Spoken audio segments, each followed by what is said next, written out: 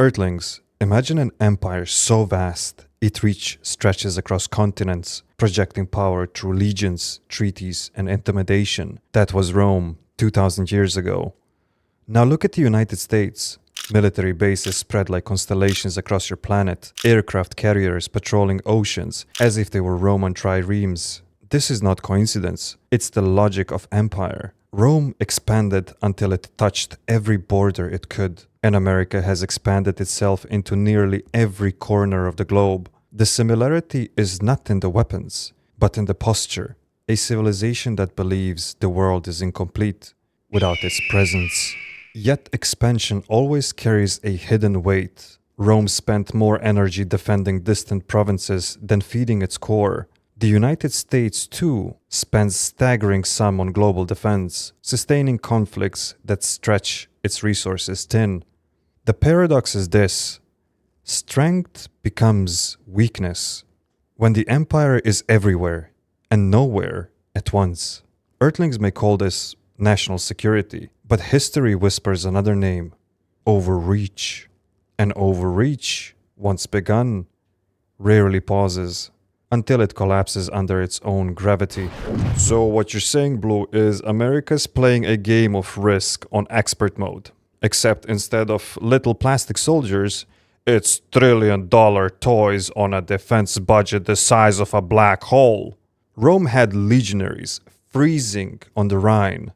America got Marines sunburning in Guam. Difference is, Earthlings now livestream their overreach with a hashtag like freedom. At this point, you're not defending your empire, you're cosplaying as it. Rome's true brilliance wasn't just in the armies, but in the roads, a vast network of stone pathways that bound together provinces, enabling trade, culture, and control. The United States has no marble roads stretching across continents, but it has built a digital empire, satellites, fiber optic cables, and trade routes in the sky. Its highways of information connect Earthlings in milliseconds. Its shipping lanes ensure that products made in one hemisphere can be in another by dawn. Infrastructure is empire's bloodstream, and America has learned that lesson well. But like Rome, this infrastructure also invites fragility. Rome's road allowed invaders to march straight to its gates. America's digital network can be hacked, sabotaged, and turned against it. What was once a proud symbol of invincibility becomes an exposed artery. The Romans thought their walls would last forever. Earthlings now believe the internet and the global trade will never fracture. Yet, all it takes is one unexpected storm, one blackout, one economic rupture, and the bloodstream clots. And when the bloodstream clots, the body dies. Ah, yes, the roads. Rome paved Europe. America paved the internet with cat videos, conspiracy theories, and people yelling at strangers on Twitter. You have basically built the greatest digital highway system in history, and then used it to share memes of dogs and sunglasses. Rome's road led to glory, and also invasion. America's Wi-Fi leads to Amazon deliveries and spam emails about extended car warranties. I would say both infrastructures will be your downfall, but hey, at least your pizza gets delivered hot. Every empire knows it must keep its people satisfied or distracted. Rome gave its citizens bread and circuses, free grain and gladiator games to silence unrest. America, too, feeds its citizens constant entertainment and consumer luxuries. The screens glow day and night with endless games, shows, and streaming services. The modern Earthling is not watching gladiators bleeding in the Colosseum, but watching athletes, influencers, or comedians compete for attention. The function is the same: keep the masses distracted from the deep cracks forming in the foundation. Yet, distraction is not infinite. Rome's citizens eventually grew cynical of their circuses, no longer entertained by spectacles that once enthralled them. What happens when Earthlings tire of the content fed to them? What happens when distraction no longer distracts? The empire of attention collapses when the crowd looks away. And when the crowd looks away, they begin to notice the emptiness at the center. Every empire discovers this truth too late. The game ends, and silence rushes in. Oh, please, Blue. Earthlings will never tire of distractions. Not when you've got 47 different streaming services fighting to shove exclusive content down their throats. Rome had lions eating Christians. America's got TV stars eating bugs for prize money. Same concept, worse writing. Bread-and-circuses?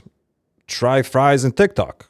Your empire isn't collapsing from boredom. It's collapsing because your citizens are too busy doom-scrolling while eating microwaved burritos at 3 a.m. Honestly, that is way darker than Gladiators. Rome's Senate was once the pride of the Republic, a place of debate, negotiation, and the balancing of power. But over time, it became paralyzed by corruption, bribery, and infighting. The senators acted more for personal gain than for the empire's survival. Look closely at America's politics today. Endless gridlock, lobbyists pulling invisible strings, leaders more loyal to their factions than to the nation as a whole. History does not repeat word for word, but it rhymes with a haunting clarity.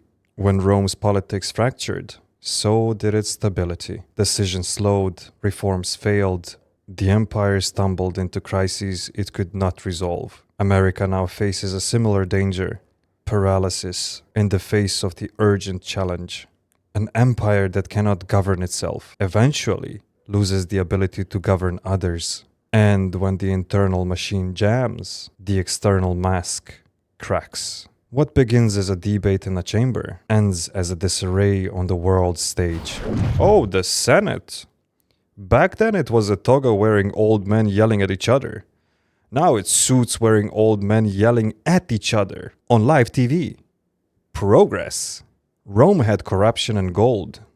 America's got corruption and super PAC donations. At least Roman senators had the decency to stab each other with actual knives. Yours just subtweet each other on Twitter. Honestly, Blue, if the fate of the empire depends on politicians who can't even pass a budget without threatening a shutdown, then yeah, Rome 2.0 is well underway. Rome faced the question of identity. Who counted as Roman? Its empire stretched so far, absorbing so many people, that citizens became both a gift and a weapon.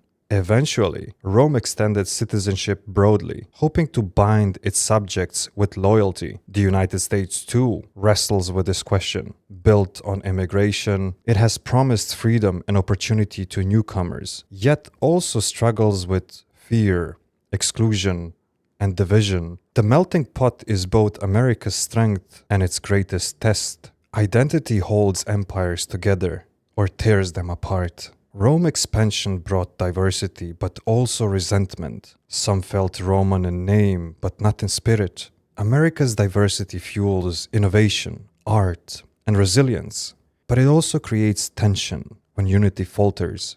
The question remains, can an empire sustain itself when its identity is endlessly debated? For Rome, the answer tilted towards fracture. For America, the verdict is still being written.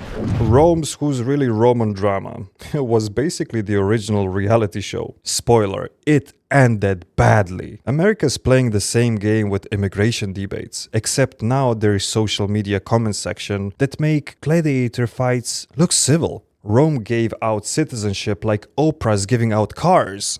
You're a Roman. You're a Roman. Everybody's a Roman. While America slaps people with paperwork taller than the Statue of Liberty. The irony?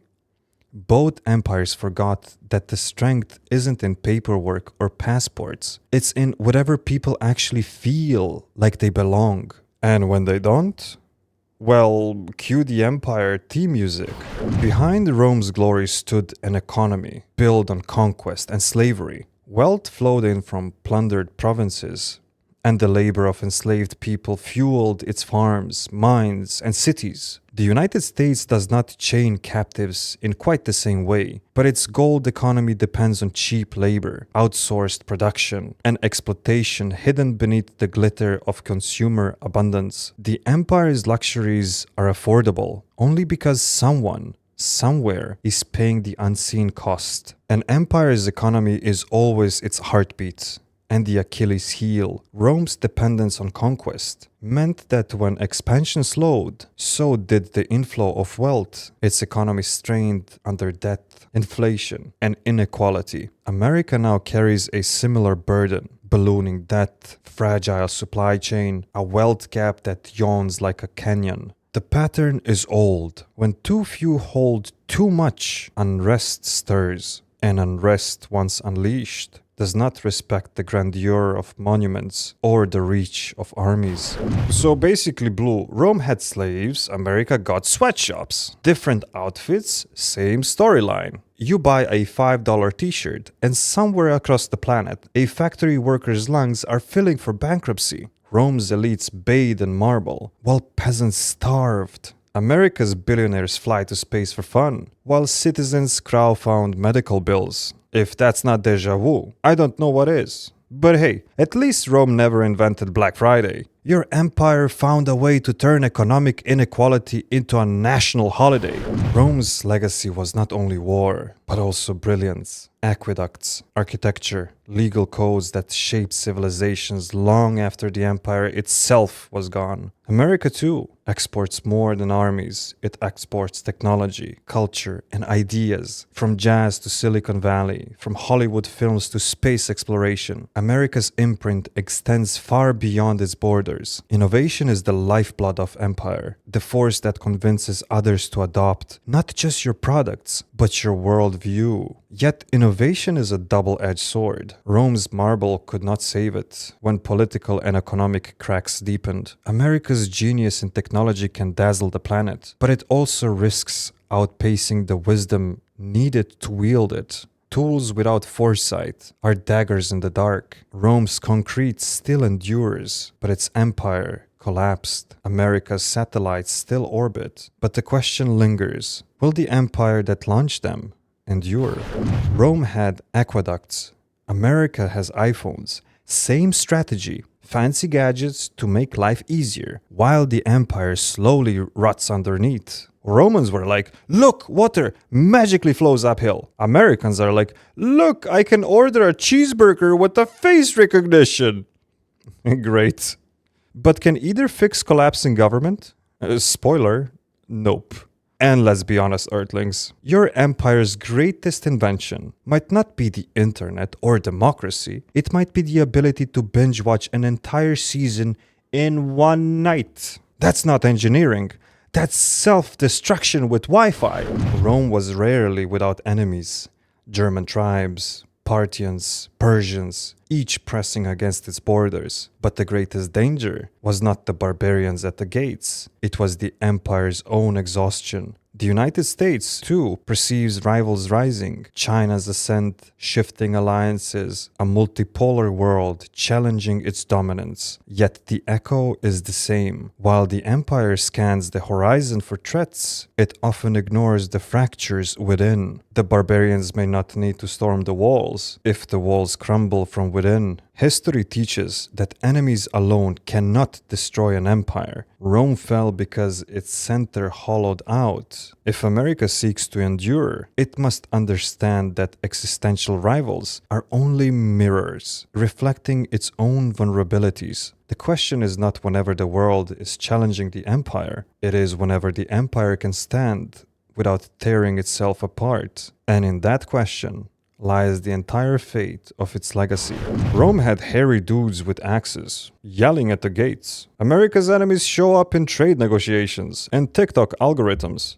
Honestly, which is scarier? Barbarians couldn't collapse Rome without Rome helping them out. Same with America. You're too busy fighting each other over gas prices and pineapple on pizza to notice the rival powers just sitting back with popcorn. Earthlings, if your empire falls, it won't be because someone conquered you. It's because you were too busy arguing on Twitter about whenever Die Hard is a Christmas movie. Rome's fall was not a single day, but a slow unraveling. Centuries of overreach, corruption, inequality, and complacency. To those living inside it, decline was almost invisible until the collapse became undeniable. America now faces a similar paradox. From the inside, it feels normal, even powerful. But from the outside, Earthlings whisper, the pattern looks familiar. Empires do not announce their endings. They drift into them, step by step, distraction by distraction, until one day the silence is deafening. And yet, history is not destiny. Rome fell,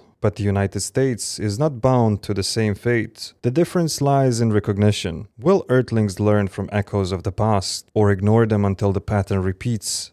The empire still has choices to balance power with wisdom, unity with diversity. If Rome was your warning, then America may still become your renewal. But warnings are only useful if heard, and hearing requires listening.